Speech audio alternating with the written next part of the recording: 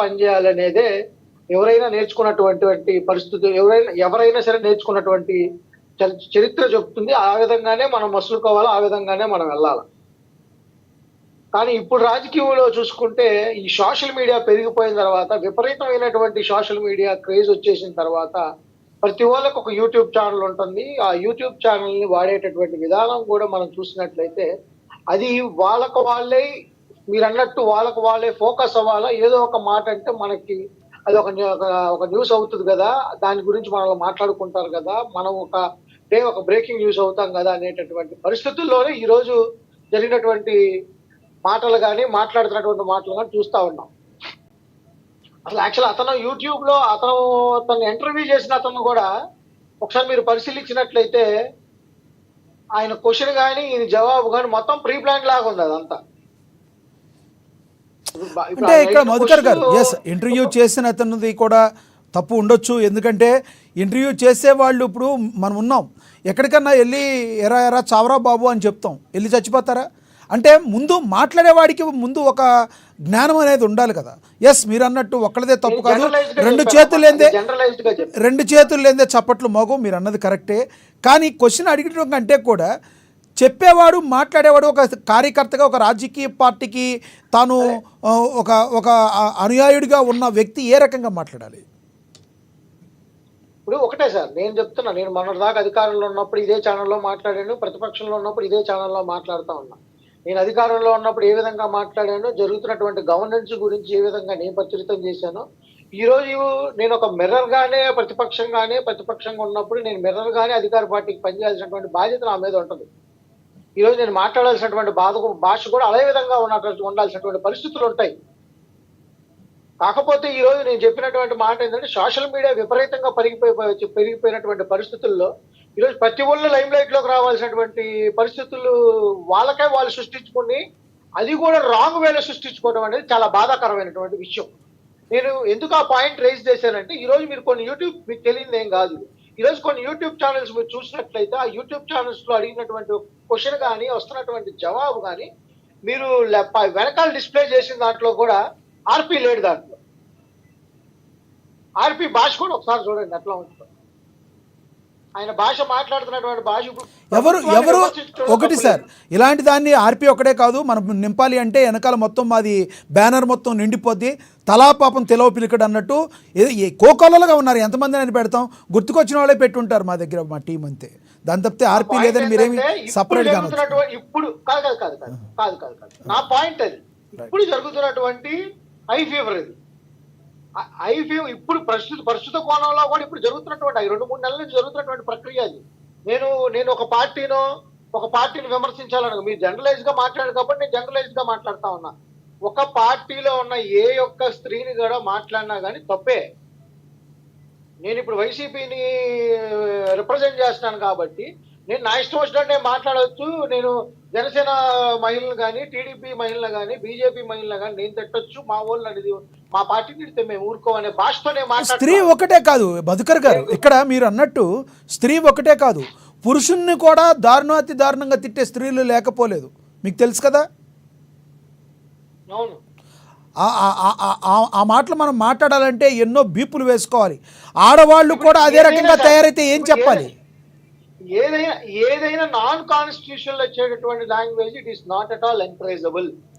ఇప్పుడు నేను ఇక్కడ మాట్లాడుతున్నానంటే ఐఎమ్ నాట్ హియర్. నేను ఇక్కడ మాట్లాడుతున్నానంటే ఒక చెప్పలేనటువంటి భాష కానీ, చూపలేనటువంటి భాషను నేను కనుక ఇక్కడ మాట్లాడుతున్నట్లయితే దాన్ని మీరు బీప్ సౌండ్ ఇస్తారంటే నెక్స్ట్ టైం అతను మనం ఎంకరేజ్ చేయకూడదు.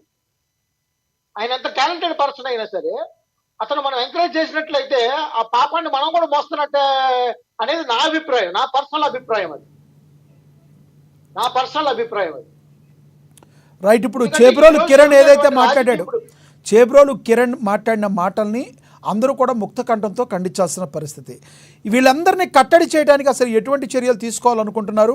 మీ పార్టీ నుంచి గతంలో ఏమన్నా చర్యలు తీసుకున్నారా? సార్, ఒకటి మా పార్టీలో జరిగినటువంటి పరిస్థితుల్లో కూడా ఇప్పుడు బోర్గడ్డ మీ మీడియా మా పార్టీ అని మాట్లాడేది, కానీ ఈ రోజు మేము మాత్రం ఇదే మీడియాలో నాకు తెలిసిన ఇదే మీడియాలో మీరు నన్ను అడిగిన ప్రశ్న అప్పుడు కూడా మేము బోరుగడ్డ అనిల్ని ఏ రోజు పార్టీ మీద తీసుకోలేదు. నేను మీతో కూడా మీరే యాంకర్ గా ఉన్నారు అప్పుడు. నేను అధికార పార్టీలో ఉంటూ ఇక్కడే ఉండి నేను మాట్లాడాను.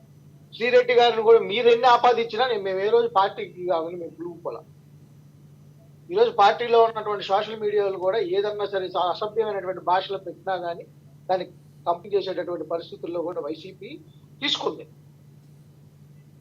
దాని ప్రకారంగానే వైసీపీ అంటే తీసుకుంది అంటే ఒకటి ఇప్పుడు మధుకర్ గారు ఇక్కడ కావాలని అంటాం కాదు, కానీ తీసుకున్నట్టుగా ఏ ఒక్క రాజకీయ నాయకుడు కానీ దీన్ని మేము ఖండిస్తున్నామని ఒక నేత కానీ ఇప్పుడు ఈరోజు చంద్రబాబు లేటుగా చెప్పారో ముందు చెప్పారో సంవత్సరం తర్వాత గుర్తుకొచ్చిందో తర్వాత మాట్లాడదాం.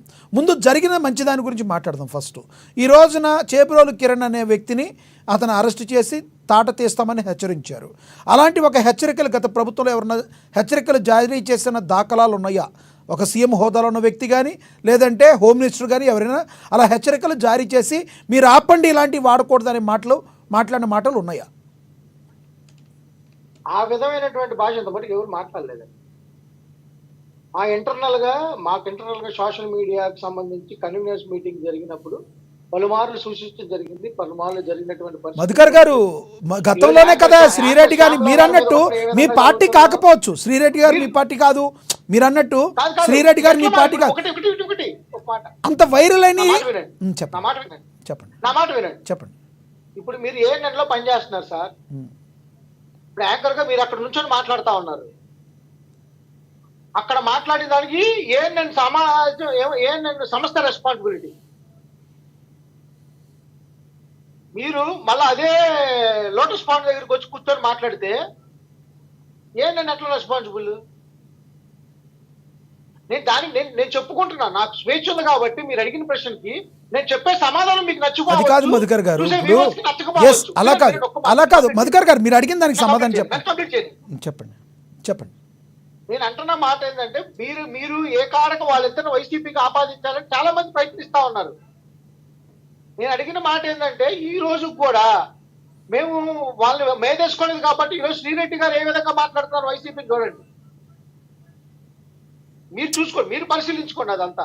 ఇక్కడ ఏందో నేను ఒకటి సార్, నేను గతంలో ఇదే మీడియా సాక్ష్యం నాకు. ఎందుకంటే నేను అధికార పార్టీలో ఉన్నప్పుడు ఎక్కువ ప్రైమ్ లైన్ లో ఒకటి ఈ మీడియాలోనే నేను ఎక్కువ మాట్లాడాను. ఈ మీడియా వాళ్ళే నాకు కంపల్సరీగా టెస్ట్ మోని కింద ఉంటారు. ఎందుకంటే ఈ మీడియాలోనే నా ప్రతి ఒక్క మెసేజ్ కూడా ఉంటుంది.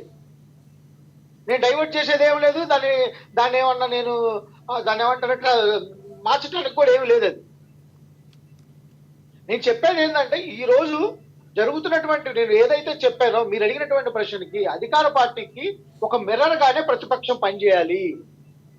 ఆ ప్రతిపక్ష పాత్ర పోషించాల్సిన బాధ్యత. ఎస్ అండి, ఇప్పుడు మీరు అడిగిన దానికి నేను చెప్తున్నాను. నేనేమంటున్నానంటే సోషల్ మీడియా వేదికగా ఈ రకంగా వచ్చినప్పుడు గతంలో చాలా కంప్లైంట్స్ వెళ్ళినప్పుడు ఒక సీఎం హోదాలో ఉన్న వ్యక్తి కానీ హోమ్ మినిస్టర్ కానీ ఇలాంటి మాట్లాడే వ్యక్తులకి హెచ్చరికలు జారీ చేయటం కానీ ఇలా మాట్లాడటం కరెక్ట్ కాదని మీడియా ముఖంగా చెప్పడం కానీ ఏదన్నా హెచ్చరికలు జారీ చేసిన దాఖలాలు ఉన్నాయా? అది మీ పార్టీ కావచ్చు, కాకపోవచ్చు, వేరే విషయం. గత ప్రభుత్వంలో సీఎం కానీ హోమ్ మినిస్టర్ కానీ చేశారా? అది నేను అడుగుతుంది. ఇప్పుడు మనం జరిగినప్పుడు చేస్తాను కానీ జరగనప్పుడు సీఎం గారు చేశారా హోమ్ మినిస్టర్ గారు చేశారంటే మనం ఏం మాట్లాడతాం? గతం నుంచి జరిగినాయే కదండి, గత ప్రభుత్వంలో ఉన్నప్పుడే కదా. కాదండి, ఇప్పుడు నేనున్నానండి, నాకు సభ్యత్వం ఉంది, నా సభ్యత్వం ఎన్రోల్ అయ్యి ఉంది. నేను ఒక